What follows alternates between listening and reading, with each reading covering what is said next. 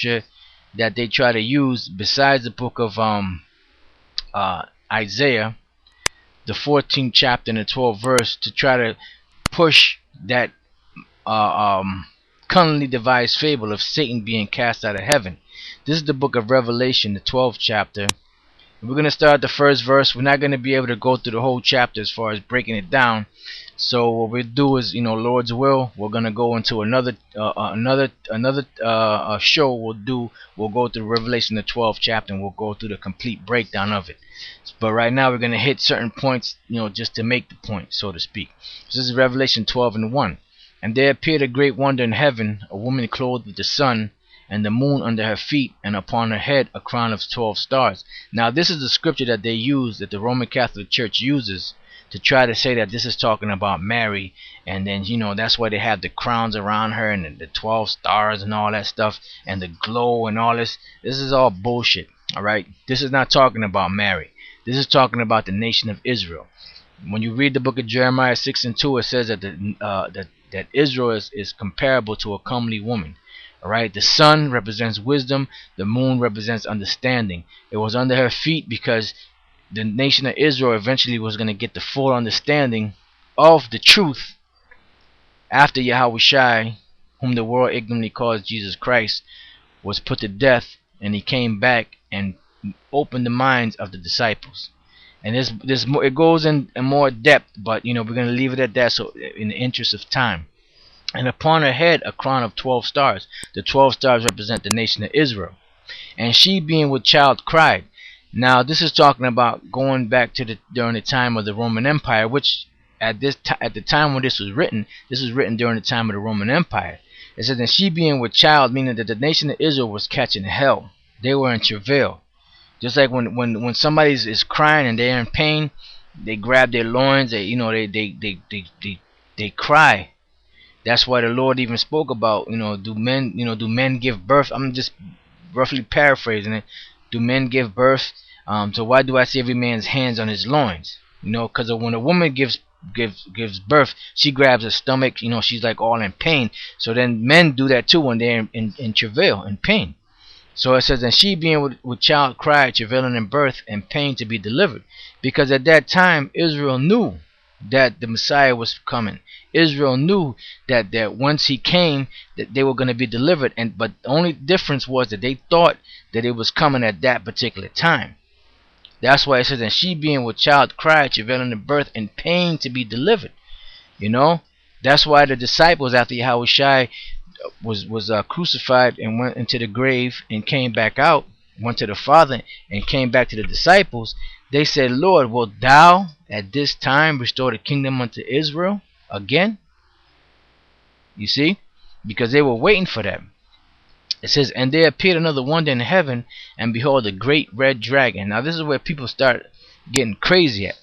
Okay, because they read this and behold a great red dragon, and they're like looking at a mystical image of a dragon floating through the air with wings on his back, just with all kind of crazy crowns and horns coming out of it. But that's not what it's talking about. Even though when the apostle John saw this on the island of Patmos, he seen what he wrote down. He actually seen that, but it represented something, and we're going to go into it. It says, and behold a great red dragon. This great red dragon represented the whole empire of the so-called white man. Alright, it represented his whole empire. Today they're known as the EU, or the European Union, and NATO, North Atlantic Treaty Organization, through America and through his whole empire.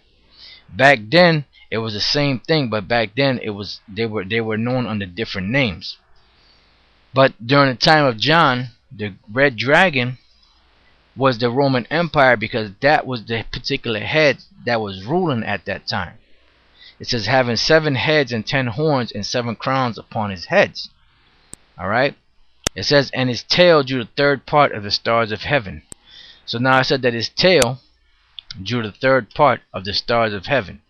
Right, so now in order to really go into that and break that down, we're just gonna go into a real quick precept here in the book of Matthew, the 11th chapter, and the 11th verse, and it says this. It says, "Verily I say unto you, among them that are born of women, there has not risen a greater than John the Baptist. Notwithstanding, he that is least in the kingdom of heaven is greater than he. And from the days of John the Baptist until now, the kingdom of heaven suffereth violence, and the violent take it by force."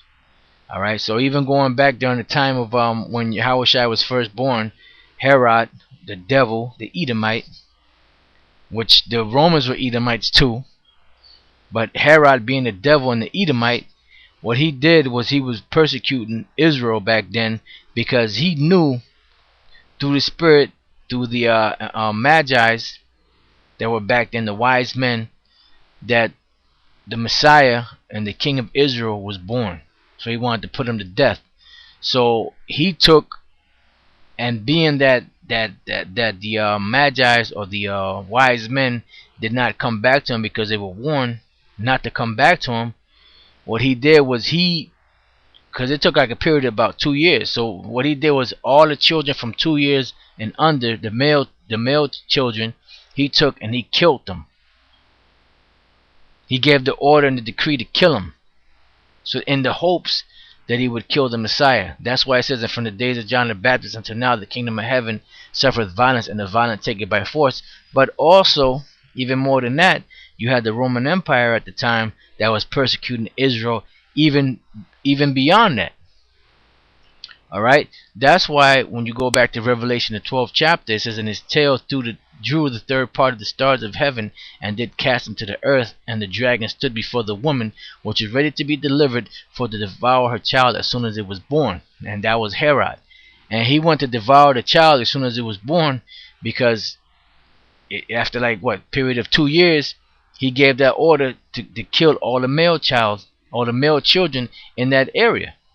But he didn't succeed because the Most High didn't allow him to succeed, and it was a reason behind that. All right. So now when it speaks about the stars of heaven, that's talking about Israel, and there's many scriptures to go into in the Bible that breaks down that Israel is talking about the stars, or that Israel are the stars. That they shall be as the stars of heaven for multitude. But like I said, in the time of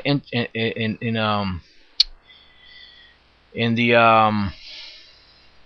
matter of or the interest of time, we're going to continue on, and like I said, we'll come back another day, Lord's will, and break down this whole book of Revelation 12. Alright, and she brought forth a man child. This is dealing with Yahushua, and the she is talking about Mary, but it's also talking about the nation of Israel. Because the nation of Israel was ready to be delivered at that time. Okay, so it's really talking about the nation of Israel, but you could use Mary as the point, because Mary did bring Yahushua forth through Joseph. All right, so Joseph and Mary did have sex. Joseph skeeted up in her, and Yahushua was born. All right, of the sperm of Joseph. All right, and she brought forth a man child who was to rule all nations with the rod of iron, which was the judgment that was given to him of the Most High, and her child was caught up unto the Most High, into his throne.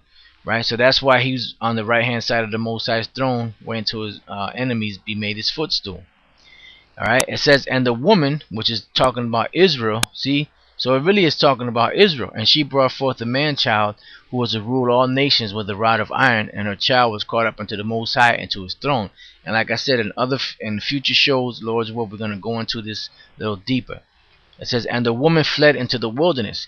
Now, during that time, after Yahushua was crucified, there was a matter of about another good 34, 35, 36 years that the Roman emperors Titus, Vespasian, and Domitian, they persecuted Israel to the point where they fulfilled that prophecy where it spoke about the desolation, or the abomination of desolation, and they tore Israel up. They tore Israel up to the point where you had Israelites that had to flee into the wilderness, and this wilderness was talking about Africa, the interiors of so-called Africa, or the land of Ham, because the Israelites fled. There's a book called it was written by Rudolph R. Windsor, and from Babylon to Timbuktu.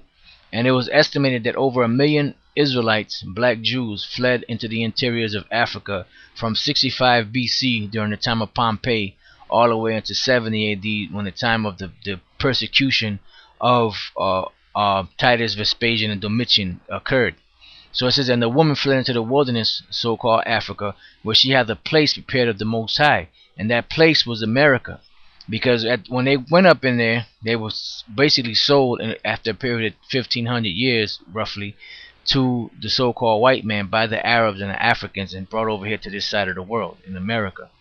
That they should feed her there 1,203 score days. Now that 1,203 score days represented a period of 350 years. All right.